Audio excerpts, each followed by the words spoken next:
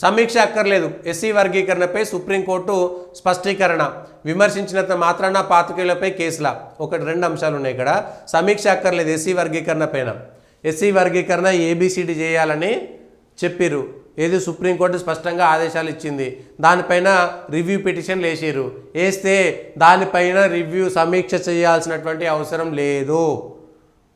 మేము ఇచ్చినటువంటి తీర్పు స్పష్టంగా చెప్పింది, అందరికీ అనుకూలంగానే ఉన్నది, ఎవరు బాధపడాల్సినటువంటి అవసరం లేదని స్పష్టంగా చెప్పారు. ఇప్పుడు రాష్ట్ర ప్రభుత్వము ఆర్డినెన్స్ ఇచ్చింది. ఆర్డినెన్స్ ఇస్తాం మేము అవసరమైతే అని ఆ రోజు అసెంబ్లీ జరుగుతుంటే సుప్రీంకోర్టు తీర్పు వచ్చినప్పుడు మేమే ఛాంపియన్లము, మేమే మొదటి నుంచి కొట్లాడుతున్నామని చెప్పినటువంటి రేవంత్ రెడ్డి సర్కారు మళ్ళా ఉత్తమ్ కుమార్ రెడ్డి గారి నేతృత్వంలో మళ్ళీ కమిటీ వేసి అవసరం ఏమున్నది? దానికి సంబంధించినటువంటి అంశంలో కొత్తగా వచ్చినటువంటి ఉద్యోగాల విషయంలో ఆర్డినెన్స్ జారీ చేస్తే అయిపోతుంది. అధికారులు దానికి సంబంధించినటువంటి వివరాలు చూస్తారు, తప్పులు ఒప్పులు ఒకటి రెండు సార్లు చూస్తే తేలిపోతాయి. మళ్ళా కమిటీలు వేసి ఇవాళ సుప్రీంకోర్టే మళ్ళీ చెప్పింది, రివ్యూ పిటిషన్లు కొట్టివేసిర్రు, రివ్యూ పిటిషన్లు అక్కర్లేదు, ఎస్సీ వర్గీకరణకు అవకాశం లేదంటూ 2004లో ఈవీ చెన్నై వర్సెస్ ఆంధ్రప్రదేశ్ ప్రభుత్వం కేసులో 5 సభ్యుల రాజ్యాంగ ధర్మాసనం ఇచ్చిన తీర్పును 7 ఆగస్టున సిజేఐ నేతృత్వంలోని 7 సభ్యుల ధర్మాసనం తోసిపుచ్చింది. ఎస్సీల రిజర్వేషన్లు అంగీకరించింది.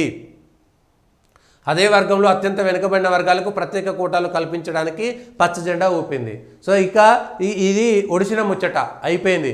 ఇక వర్గీకరణ ఏబిసిడీలుగా ఉంటాయి. దాన్ని వ్యతిరేకించే వాళ్ళు వ్యతిరేకించినా ఇష్టం ఉన్నా లేకపోయినా సుప్రీంకోర్టు రివ్యూ పిటిషన్లను కూడా కొట్టేసింది కాబట్టి ఇంకా న్యాయపరంగా ఇంకెంత దూరం వెళ్తారు? మళ్ళీ రాష్ట్రపతికి విన్నపం పెట్టి దీని మీద ఏమైనా మార్చమని ఏమైనా ప్రయత్నం చేస్తారా? ఎంత ప్రయత్నం చేసినా పోతుంది. ఇప్పుడు ప్రభుత్వం ఏం చేయాలి? ఉన్న దాంట్లో ఏబిసిడి వర్గీకరణ చేసి ఎట్లా చేయాలి, ఏ వర్గాలు ఉన్నాయి, వీళ్ళందరినీ పోరాటం చేసినటువంటి వర్గాలు, ఇటు మిగిలినటువంటి ఏబిసిడి అనుకూల వర్గాలను వ్యతిరేక వర్గాలను కూర్చోబెట్టి ప్రభుత్వం పిలిచి వాళ్ళందరికీ ఎట్లా చేయాలి, ఏం చేయాలి, ఏ కులాలు ఉన్నాయి, మీ విషయం చెప్పండి, మీ విషయం చెప్పండి అని ఓ క్లారిటీ తీసుకొని చేసేస్తే సరిపోతుంది. అంతకంటే పెద్దగా అక్కర్లేదు.